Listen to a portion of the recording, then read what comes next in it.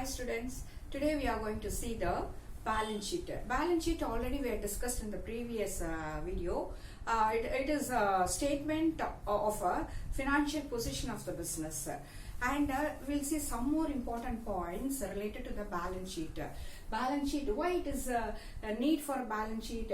It measures the financial position of the business, and as well as measures the financial position of assets and liabilities, whether the liabilities are there to be discharged, and whether the assets are meant for further running of the business.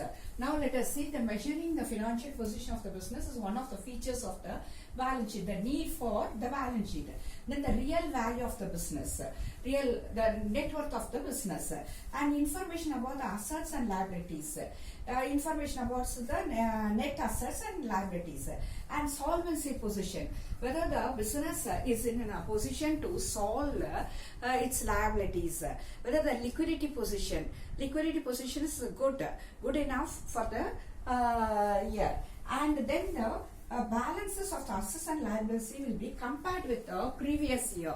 The balance sheet is necessary to compare the balances of the present year with that of the previous year, and these balances will be carried forward for the next year, and this will be compared with the next year's performance.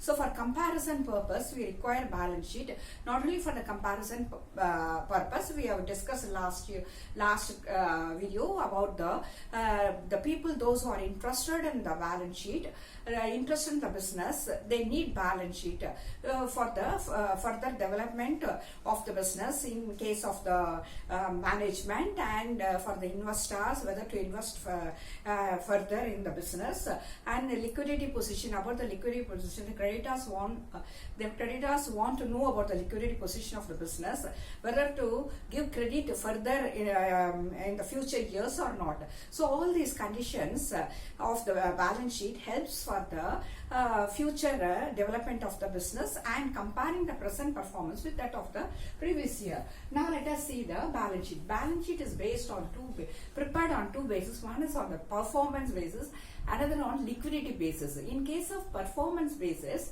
first fixed assets and fixed liabilities, that means fixed capital, fixed liability means capital and long-term liabilities will be placed first, and the fixed assets will be placed in the asset side first, then the current assets.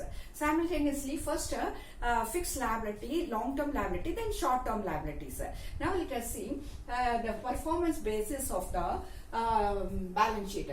Assets, when you take about the assets, there are two types of assets. One is fixed assets, another one is current assets. Fixed assets which will be in the business to run the business for a long period of time. It will be in the business for the business to run the business for a long period of time. Example, the land and building, plant and machinery, furniture, fixtures, all these things will be kept in the business to run the business.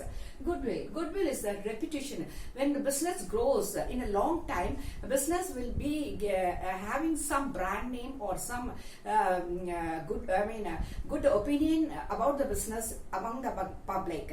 This good opinion is also called a goodwill of the business. It will be calculated, the worth of the goodwill will be calculated based on different methods that we'll see in the another classes.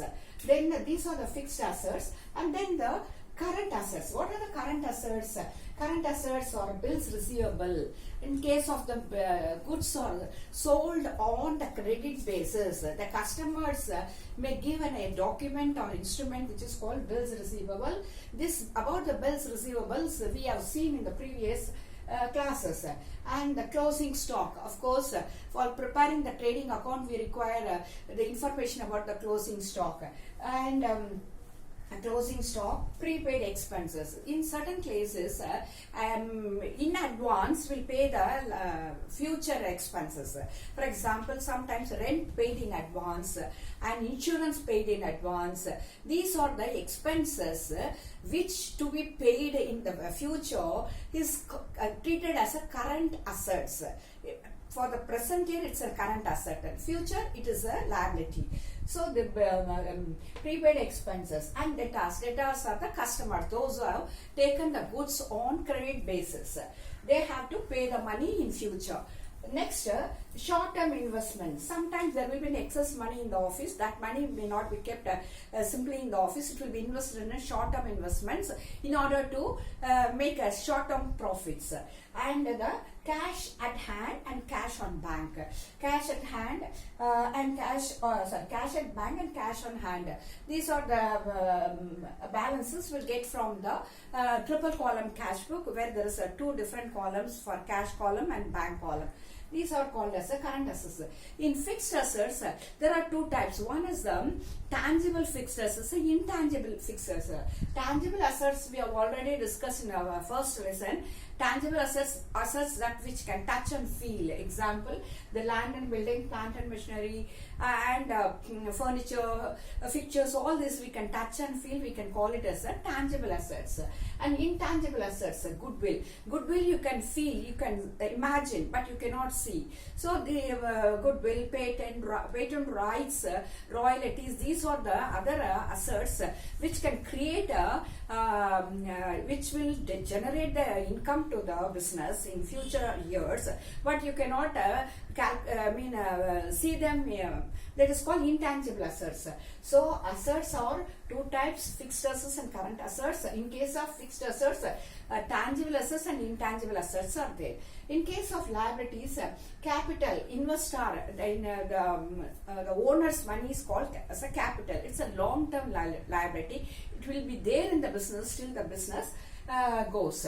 And bank overdraft, the other things are called as a current liabilities. Bank overdraft to be paid after 3 months or within a 15 days or 30 days, like that. Loan, short-term loans.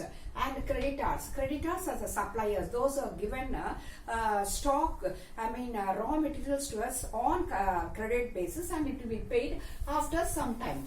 And bills payable. When the creditors are there, we will give the bills to them in order to pay the money in future, near future. Bills payable. Outstanding expenses. Outstanding expenses, example, the salaries.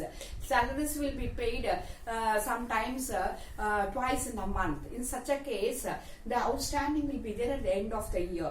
The December month salary will not be paid to the staff. It will be paid in the month of the January 5th or 8th, like that. That time, at the time of closing of the balance sheet as at 31st December means 1st January only salary will be paid, means that will be the outstanding expenses for the business as on 31st December.